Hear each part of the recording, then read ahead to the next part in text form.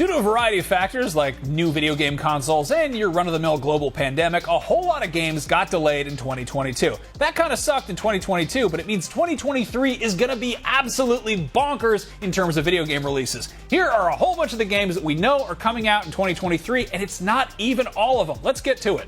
The year kicks off with Fire Emblem Engage on Switch. This is the follow-up to Three Houses, and this time around you'll be able to summon or engage characters from the series past, including OG protagonist and Smash staple Marth. You can put a ring on it January 20th, so save the date. So let me get this straight. The team behind Final Fantasy XV developed a new RPG that's not what I would call a Final Fantasy game. It's a freaking PS5 console exclusive that's also coming to PC, and oh yeah, I'm talking about Forspoken. Yeah. Okay, that is a game that's out this month. It was supposed to be out in May, and then in October, and it might actually come out on January 24th, so check it out. If the Callisto Protocol didn't satisfy your need for deep space survival horror in which combat tips are awkwardly written on the wall in blood, well, you can relive the original Dead Space with Dead Space Remake. The entire game has been recreated painstakingly in the Frostbite engine, and it shakes things up a bit with a disgusting new system which is called peeling that apparently lets you mutilate those necromorphs down to the individual bones and tendons. That's horrible, and it's also on new gen and PC on the 27th. On February 10th, it's back to school season in the Wizarding World, and Hogwarts Legacy lets you live out the ultimate fantasy of attending Harry Potter's alma mater. Just imagine the thrill of paying out the ass for textbooks that try to bite you, the least wheelchair-accessible stairs in the history of schools, and your entire academic career being determined by a guidance counselor who is a talking hat. But hey, at least you can reroll if it puts you in Hufflepuff. If you wish Monster Hunter was a little more like Fortnite, keep an eye out for Wild Hearts, yet another fantastical world for you to explore. This one is inspired by feudal Japan, imagine that. It's developed by Omega Force, the studio behind the Dynasty Warriors series and its myriad Muso spin-offs, and if the fact that EA is publishing worries you, bear in mind that Activision published Sekiro. Will you heart Wild Hearts? See for yourself when it's out in the wild on February 17th. If you're not totally sick of hearts after eating a box of Valentine's candy while playing Wild Hearts, on the 21st, Atomic Heart can get your blood pumping. This is the single-player first-person shooter with a Soviet aesthetic that looks a bit like Fallout's paleo-futurism, but from the other side of the Iron Curtain. However, its combat and weirdness levels seem more in line with BioShock. If you're looking for something to pass the time until Ken Levine's Judas, this might be worth checking out, and it's on everything but Switch. On February 22nd, Sony is for all intents and purposes launching a brand new console with the PlayStation VR 2, which will have a pile of launch titles to go with it, and at the summit of this molehill of a day one releases, you'll find the Horizon spin-off Call of the Mountain, which promises to be a full-length VR game, maybe not as long as the flagship Horizon games, but definitely more meaty than your average virtual reality experience. That's exclusively on PSVR, which is exclusively on PS5. The name Company of Heroes might suggest a sandwich chain like Subway or Quiznos, but rest assured, Company of Heroes 3 is still a World War II RTS. In addition to 2 unique campaigns in Northern Africa and Italy, this one also adds new gameplay features like a dynamic campaign map and a tactical pause, which sounds great for when the real-time combat gets a little too real. That comes to PC on February 23rd. Sons of the Forest is the direct descendant of the hit woodland survival game with a heavy emphasis on survival. While a lot of us would prefer to be stuck on a proverbial desert island with a Steam Deck or an attractive celebrity, this one will see you foraging for supplies and braving the elements while also fending off a horrible cave system full of terrifying mutant cannibals. Sounds lovely. That's on PC. If that's too scary and you'd rather repeatedly kill some adorable astronauts through a reckless trial-and-error approach to aeronautics, Kerbal Space Program 2 lets you do that and lots more. That hits early access on PC on February 24th, but the developers promise custom bases, multiplayer, mod support, and of course console versions down the road.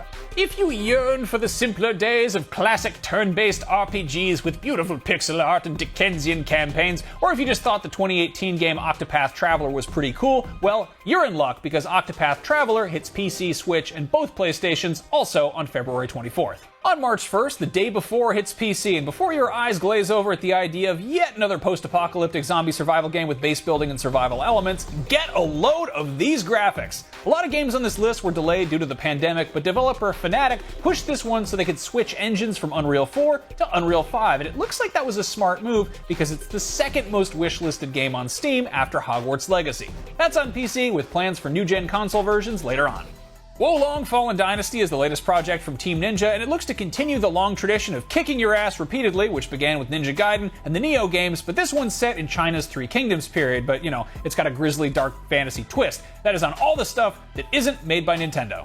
Allegedly, Skull and Bones is finally coming out, but I will believe it when I see it. This is Ubisoft's multiplayer pirate game, which supposedly began as an Assassin's Creed Black Flag spin-off, and at one point was apparently like For Honor with boats, but since then it's taken the shape of something much more like Sea of Thieves, and it's been delayed about, well, my entire career. Anyway, that drops anchor on new gen and PC March 9th, allegedly. To make up for the extremely long wait for Bayonetta 3, Platinum Games is rewarding fans of the bespectacled Umbra Witch with a brand new installment less than a year later. Bear in mind, it's a pretty big shift, ditching the realistic third-person action for a top-down adventure with a cuter storybook aesthetic, but it definitely looks more fun than waiting 5 years for a sequel. That is on Switch, March 17th. Still on March 17th is Star Wars Jedi Survivor, the follow-up to Fallen Order, which sees the return of an older and hairier Cal Kestis who will undoubtedly have some new tricks up his sleeve. Technical hiccups aside, Respawn knocked it out of the park with the first game, so hopefully this continues this streak that is on new-gen consoles and PC. What are you buying? Well, on March 24th, Resident Evil 4 Remake probably. Between the recent mainline entries and the last two remakes, Capcom probably hasn't had the trust of fans like this since, well, probably RE4's original release, and a modern remake of one of the best, albeit most divisive games in the entire series, with a few modern adjustments, seems like it'll be a pretty good time. That's on both PlayStations, Xbox Series X, and PC. Crime Boss Rockhay City is a brand new first-person shooter that came totally out of left field, and we don't know much about it other than it's got a star-studded cast, which is mostly Michaels and Danny's. Specifically, Rooker, Madsen, Glover, and Trejo. It also has Kim Basinger, Vanilla Ice, and Chuck Norris. What's the gameplay like? Great question. That's on PC March 28th and consoles someday. Before there was BioShock, there was System Shock, and this is yet another classic that's getting a full modern remake, and if you're having deja vu, that might be because this got kickstarted way back in 2016, and sometime in March you'll finally get to play it. That's on everything that doesn't say Nintendo on it. Dead Island 2 has had a long and rocky development, and on April 28th it is finally rising from its grave. LA is infested with zombies, and you gotta go kill them. What do you kill them with? All kinds of stuff, including stuff that's glued to other stuff that you glued there on a crafting bench. That's coming out April 28th, once again on everything but Switch. But hey, Switch owners are going to be just fine because on May 12th, The Legend of Zelda Tears of the Kingdom finally drops. Breath of the Wild was such a genre-redefining watershed game that the wait for a follow-up has felt like a lifetime, and that might be because this has been one of, if not the longest breaks between Zelda installments in the entire series' history, so let's hope it lives up to everybody's sky-high expectations. It's been a very long wait for a new game from Rocksteady, the studio that gave us the Batman Arkham series, and while it's set in the same universe, Suicide Squad Kills the Justice League looks to be a pretty huge departure. This time, players can get down with their bad selves as Harley Quinn, Captain Boomerang, King Shark, and/or Deadshot. That's on new gen and PC. Street Fighter 6 looks to be maybe the biggest shift for the series since its jump from 2 to 2.5D back in Street Fighter 4, but this is much more than just a visual leap. It's adding a character creator and a whole hub city for you to explore and hang out in and presumably do some street fighting in, but don't worry, as far as fighting goes, it's not reinventing the wheel, and the buzz for this among fighting game diehards seems very positive. That's on PS4, PS5, Series X and S, and PC. Diablo 4 has been in the works for a very long time, but it sounds like it's going to be worth the wait. With a color palette that's far more in line with Diablo 2 than 3, it is a clear return to proper dark fantasy, and its gorgeous world is wide open for you to explore while slaying demons and hoarding loot. That's out on 6/6 for everything but Switch. Like many other games on this list, Final Fantasy XVI is a massive departure from its immediate predecessor. This time it's scrapping the futuristic elements and returning to good old-fashioned medieval fantasy, and if you're tired of open worlds, rest assured this looks to have a much more focused area-based approach to level design, but combat is still going to be in real time. That one's exclusively on PS5 for the immediate future. Forza Motorsport gives Microsoft's flagship racing title a soft reboot for its first dedicated foray into exclusively new-gen territory. This will undoubtedly be a real showcase of what the Series S and X are capable of graphically, and those sexy anime ladies you plastered all over your tricked-out Subaru will look sexier than ever, and so will the Subaru. That's on Series X and S and PC sometime in the spring. A whole bunch of games have been given the extremely broad release window of first half of the year, so here are some games you're going to be playing probably sooner or later. Hollow Knight received universal acclaim, including IGN staff voting it the best Metroidvania of all time, despite an utter lack of Metroids and Vanias. A lot of people are dying to get their hands on Silksong, which is the immediate follow-up that puts you in control of Hornet, the enemy-turned-ally from the first game, who has a totally unique moveset.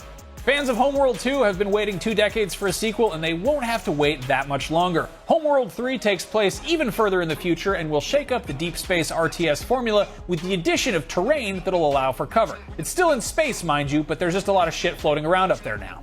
If you love the games that Arcane has put out, like Dishonored, Prey, and Deathloop, and you hate vampires, boy do I have the game for you that you probably already knew about. Redfall will have you staking your claim in a New England town filled with bloodsuckers, and this time around it's co-op, so up to 3 friends can join in on the fun.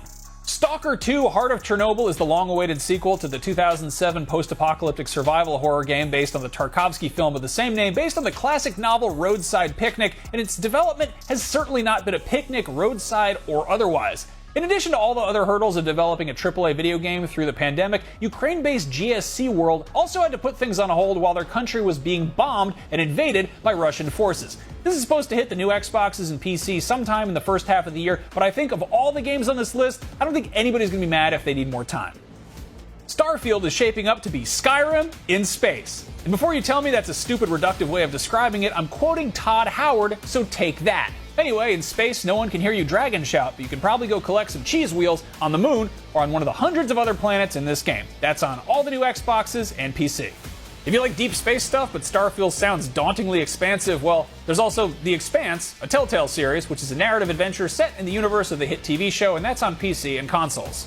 If you think narrative adventures are a novel idea, well, it's time to unravel a new story with Alan Wake 2, which sees the return of Remedy's author-protagonist, but this time around promises to be a proper survival horror.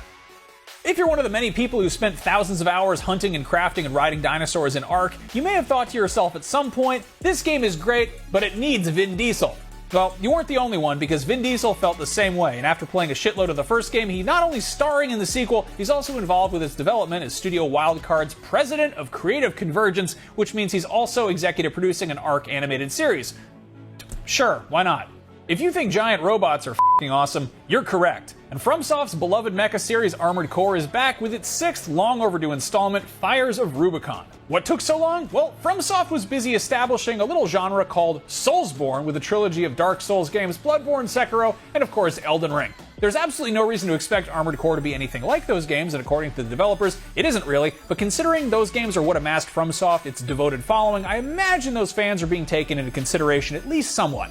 That's coming to everything. Another AC franchise getting at least one new entry this year is Assassin's Creed. Longtime fans might be relieved to hear that after the last few games have veered heavily into action RPG territory, Assassin's Creed Mirage is going to scale things back and return to the original game's design pillars of stealth, parkour, and assassinations. The setting? 9th century Baghdad. The first Hades was a smash hit in 2020. Its fast-paced roguelike action and slick visuals earned it a spot on countless best-of lists, as well as nabbing IGN's Game of the Year award. While we're always happy to see Supergiant Games go back to the drawing board to try something completely new and experimental, we're also thrilled that there's more Hades on the way, which will undoubtedly have plenty of surprises in store. Pinocchio fans, if such a thing actually exists, have had a pretty busy couple of years. Hot on the trail of Disney and Del Toro's feature film takes on that dishonest but lovable wooden boy comes Lies of P. This action RPG retells the original 19th century fairy tale in the form of a fast-paced action RPG a la Bloodborne, and yes, you'll be able to tell lies.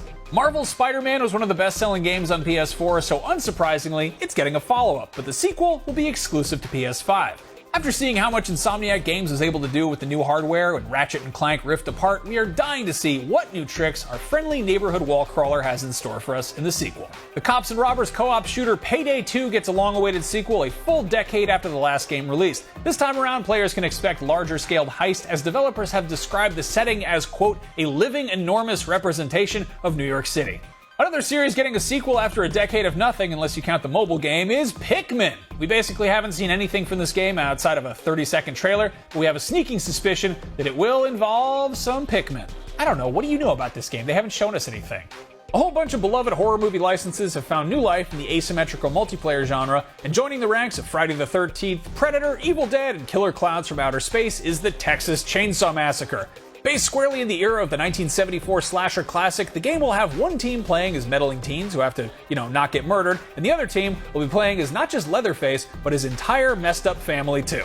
Considering how much Gears of War copied Warhammer 40k's homework, it's only fair that they get to follow suit, and the 2011 third-person shooter Space Marine clearly understood the assignment. Now, we're finally getting a sequel continuing the adventures of Ultramarines Captain Titus, who will eviscerate a sea of screeching Tyranids, and this one sounds pretty cool.